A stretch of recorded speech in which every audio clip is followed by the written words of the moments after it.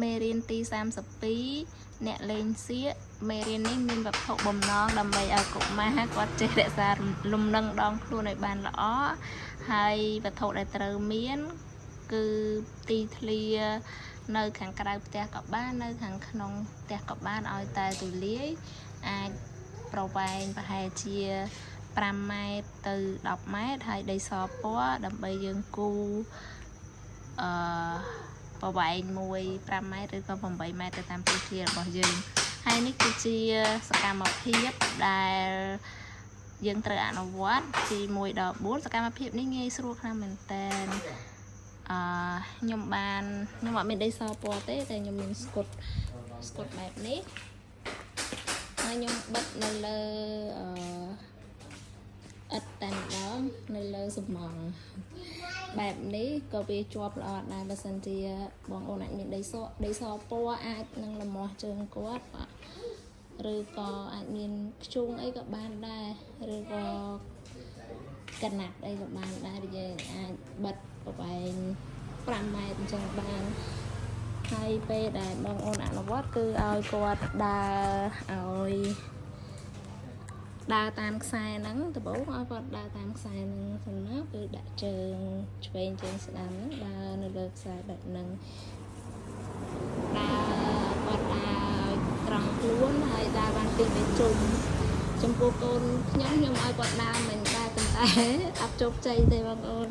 គាត់អត់ធ្វើតាមជើងទេគាត់ដើរធម្មតាទៅនេះទៅនោះទៅឆ្វេងទៅស្ដាំគាត់កម្រស្ដាប់យើងមែនទែនបន្ទាប់មកពេលដែលគាត់ស្ទាត់នៅក្នុងការដើរនៅលើខ្សែហ្នឹងហើយបងអូនអាចឲ្យគាត់កាន់តុក្កតានៅនឹងដៃរបស់គាត់ទាំងសងខាងខ្ញុំបានត្រៀមតុក្កតា2ហើយពេលដែលគាត់កាន់តុក្កតានៅនឹងដៃស្ទាត់ហើយអាចឲ្យគាត់កាន់ជាកែវទឹកជួរដើម្បីដើរកុំឲ្យកំពុះទឹកហើយបន្តមកទៀតពេលដែលគាត់ដើររៀនដែរអាចឲ្យគាត់ទូលតុក្កតានឹងនៅលើដៃដើរនៅលើបន្ទាត់ហ្នឹងក៏បានដែរចំពោះសកម្មភាពទាំង3ហ្នឹងគឺគាត់ចូលចិត្តទូលតុក្កតានឹងដើរប៉ុន្តែសំខាន់គឺអត់ជោគជ័យទេដោយសារតែគាត់អត់បានដើរតាមបន្ទាត់ខ្សែនឹងតាមយើងប៉ុន្តែគាត់បានដើរកាន់ដបទឹកកាន់អីជាមួយយើងដែរហើយទូលតុក្កតាទូលអីជាមួយយើងទោះបីជាគាត់អត់បានដើរនៅលើបន្ទាត់ដែលយើងទូលឲ្យគាត់ប៉ុន្តែគឺគាត់បានរៀនលេងទូលតុក្កតាចុះឡើងទៅឡើងជុំវិញផ្ទះអញ្ចឹងសកម្មភាពនេះក៏អាចជាសកម្មភាពល្អមួយព្រោះថាពេលខ្លះយើងនៅជាមួយកូនយើងអត់ដឹងថាលេងអីជាមួយកូនទេអញ្ចឹងយើងអាចលេងឲ្យគាត់ទូលខ្នើយទូលអីឬក៏កាន់របស់អីនៅក្នុងដៃទាំងពីររបស់គាត់ពេលខ្លះយើងអត់ដឹងថាសកម្មភាពហ្នឹងវាជួយអភិវឌ្ឍញៀនអីខ្លះដល់គាត់ទេប៉ុន្តែតាមរយៈសភៅនេះគឺគេបានបង្ហាញហើយគឺសកម្មភាពរបៀបហ្នឹងគឺអភិវឌ្ឍញៀននៅក្នុងការរក្សារំនឹងនិងញៀននៅក្នុងការដឹងដោយដើរហើយនឹងដឹងដោយថាតើនៅក្នុងខ្លួនគាត់ហ្នឹងកំពុងតែមានរបស់អីគេខ្លះដែលគាត់កាន់កូនហេងកូនដើរនៅលើ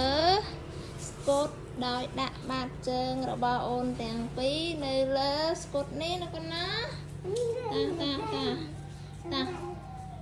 តាដោយដាក់បាតជើងទាំងពីររបស់អូននៅលើស្គត់ដើរត្រង់អូន